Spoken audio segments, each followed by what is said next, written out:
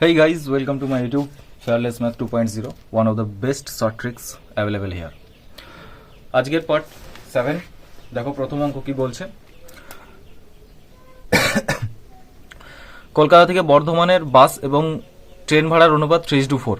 Train ভাড়া 20% বৃদ্ধি ও বাস ভাড়া 30% বৃদ্ধি পেলে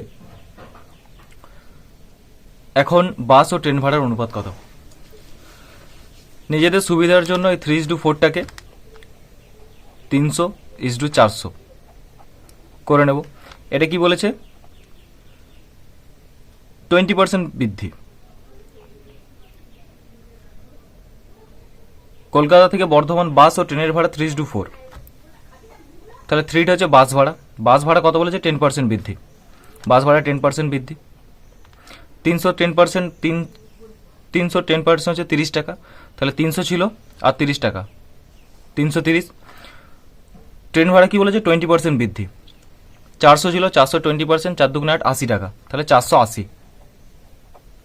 0 কেটে দেবো।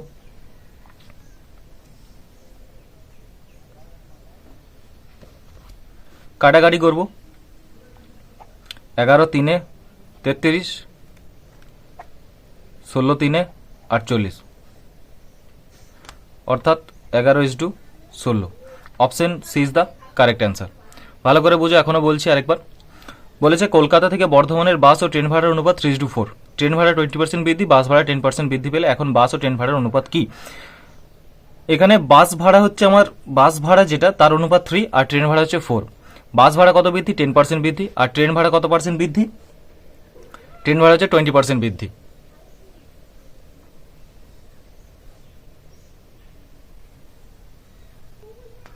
তাহলে দেখো, নিজেদের সুবিধার্থে 3টাকে 300 আর 4টাকে 400 ধরে নিলাম, তাহলে 10% বৃদ্ধি।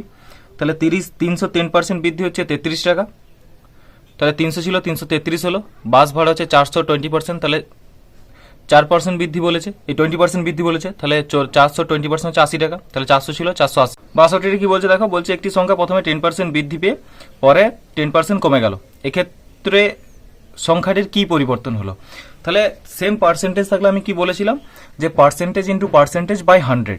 এবারে প্লাস মাইনাস যেটা আছে সেটা খালি একটু লক্ষ্য রাখবো। একটা হচ্ছে প্লাস 10% হচ্ছে বৃদ্ধি পাচ্ছে, আর একটা হচ্ছে মাইনাস 10% হ্রাস পাচ্ছে। এবার যদি এটা বেসিক্যালি আমি যদি শর্ট ট্রিক্সে করি মুখে মুখে দেখা মতো, তাহলে কি হবে? ধরো কোনো সংখ্যা 100 ছিল, 10% বৃদ্ধি হলো মানে কত হলো? 110 হয়ে গেল। তারপর 10% হ্রাস হয়ে গেল, 10% হ্রাস হয়ে গেল।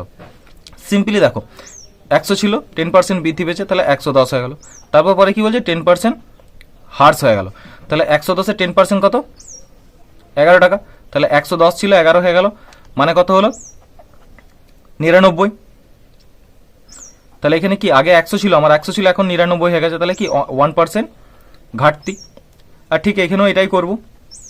আর একটা জিনিস মনে রাখো, এখানে প্লাস মাইনাস দেওয়ার কোনো দরকার নেই, কারণ হচ্ছে যদি পার্সেন্টেজ ডবল থাকে, একই পার্সেন্টেজ দুটো থাকে, তাহলে এক্ষেত্রে সর্বদা কিন্তু আমাদের হ্রাসই হয়। তাহলে 10, যেটা নিয়ম 10 × 10/100।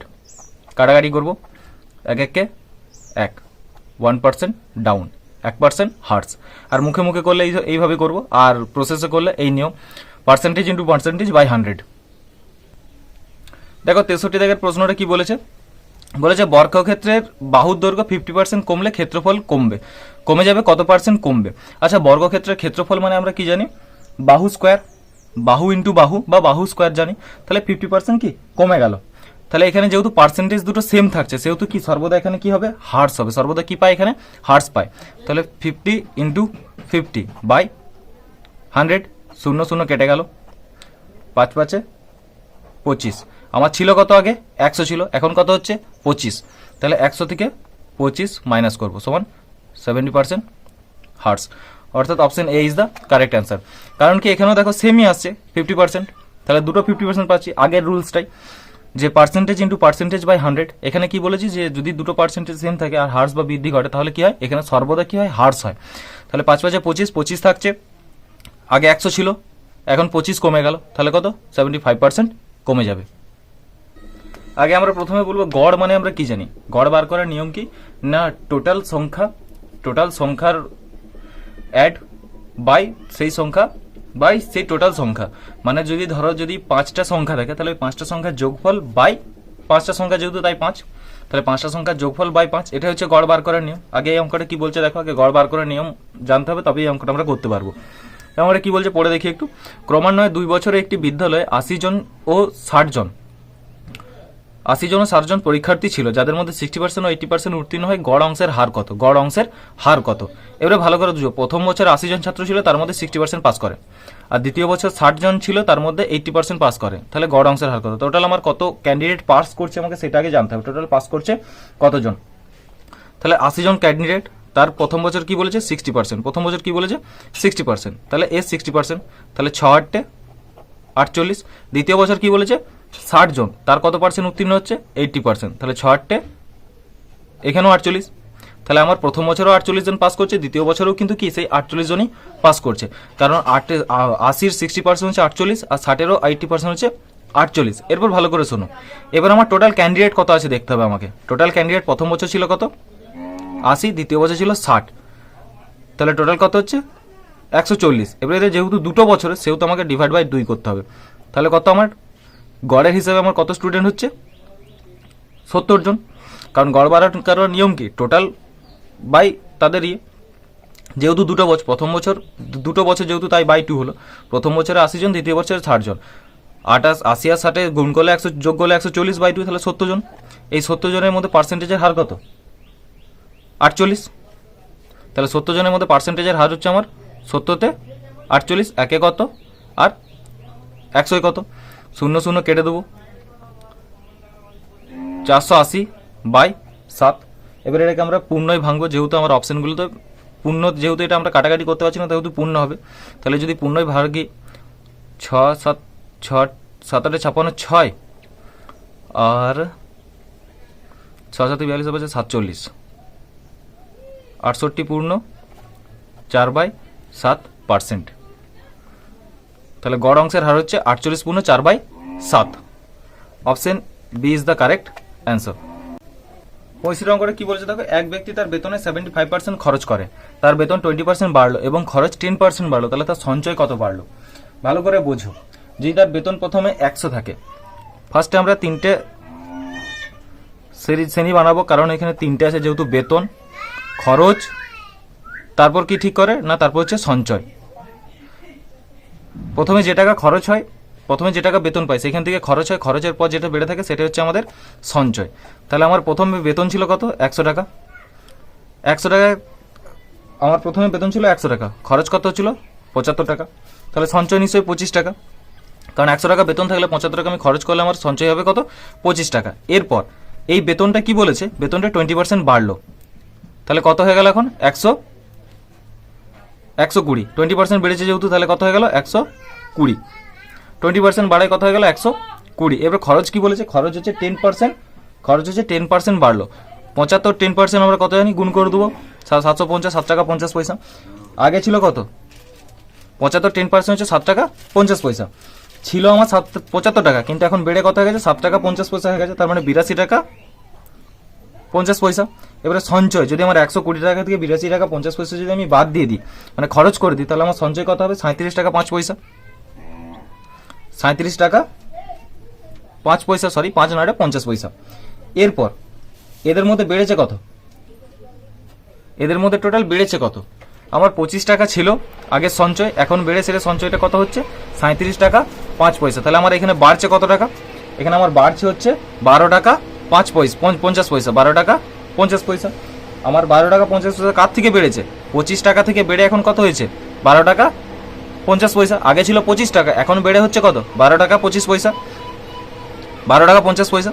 তাহলে 25-এ বাড়ছে কত আমার 12 টাকা 50 পয়সা, একে কত আর 100 কত, সিম্পলি এটার কাটাকাটি করবো, 25 4 100, 4 12 48, 4 5 20 শূন্য হাতে 2, 4 12 48 আর 2 50, যেহেতু দশমিকটা এখানে ছিল সেহেতু এটা কেটে দেবো, তাহলে 50%। তাহলে সঞ্চয় কত বাড়লো 50%। Option C is the correct answer. আশা করি অঙ্কটা নিশ্চয়ই বুঝতে পেরেছো, যদি বুঝতে না পারো তাহলে ভিডিওটা পজ করে করে দেখো, তাহলেই বুঝতে পারবে।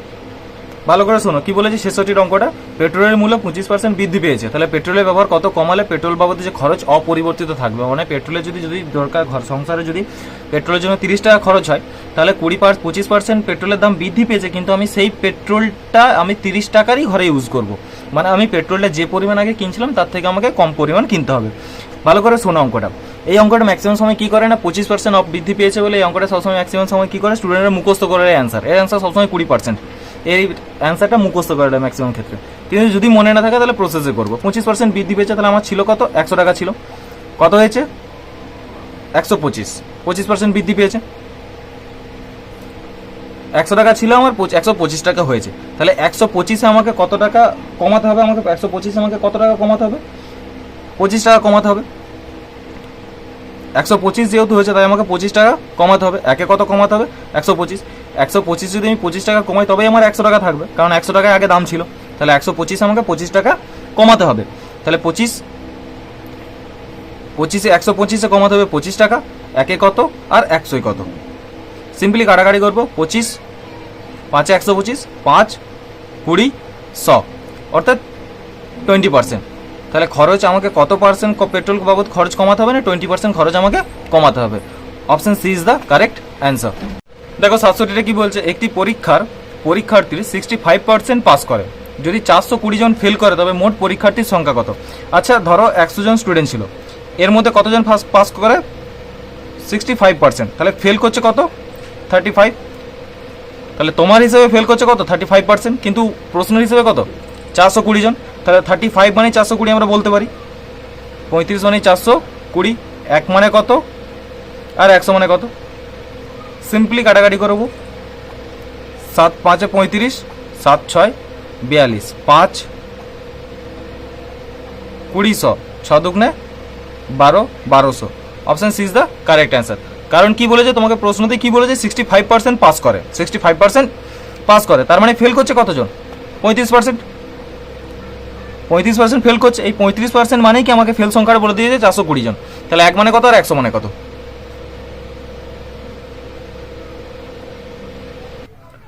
দেখো 68 অঙ্কটা কি বলেছে, 8 ঘন্টা 30 মিনিট একদিনের কত শতাংশ।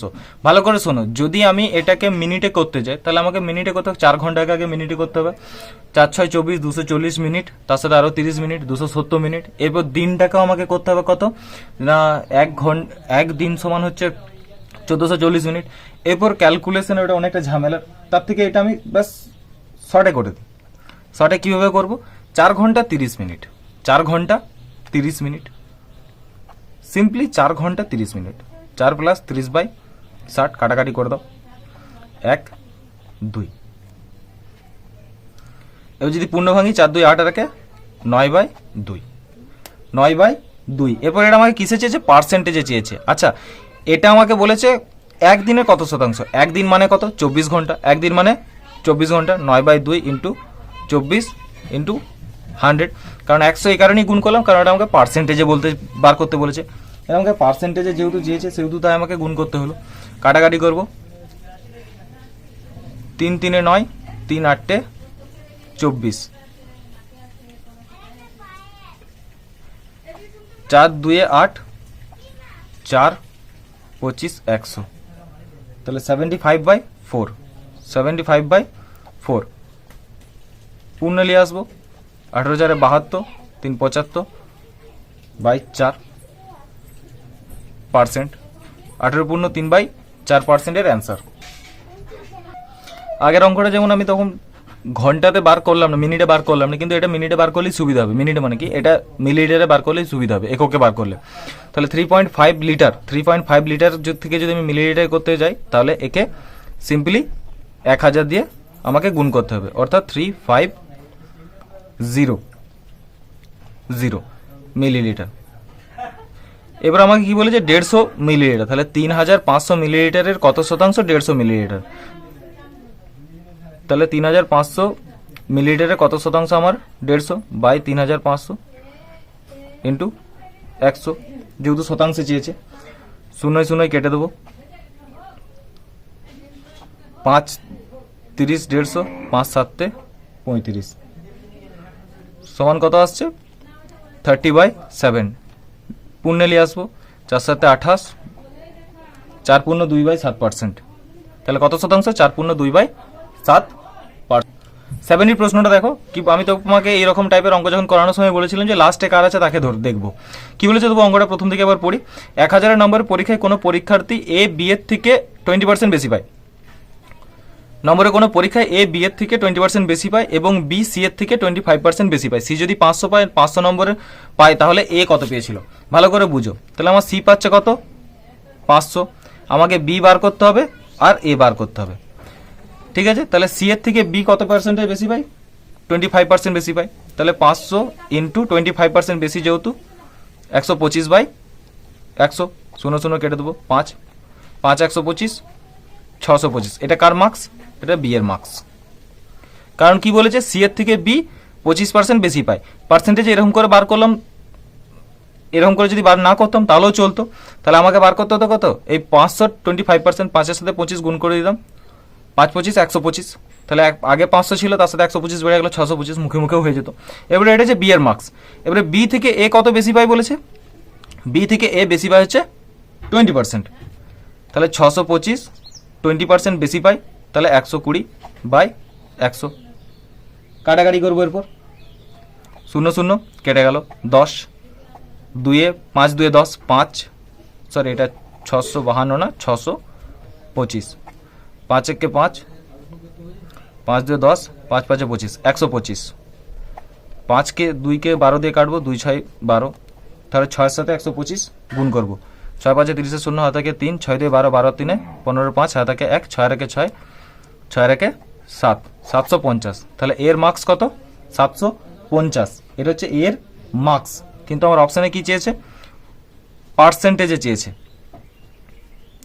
তাহলে 1000 নম্বরের পরীক্ষা হয়েছিল, তার মধ্যে এ কত পেয়েছে? 750। একে কত আর 100 কত? 0 কেটে গেল, এ 0 কেটে গেল, সমান 75%। অর্থাৎ option C is the correct answer. কারণ 1000-এ 785 হচ্ছে 75%।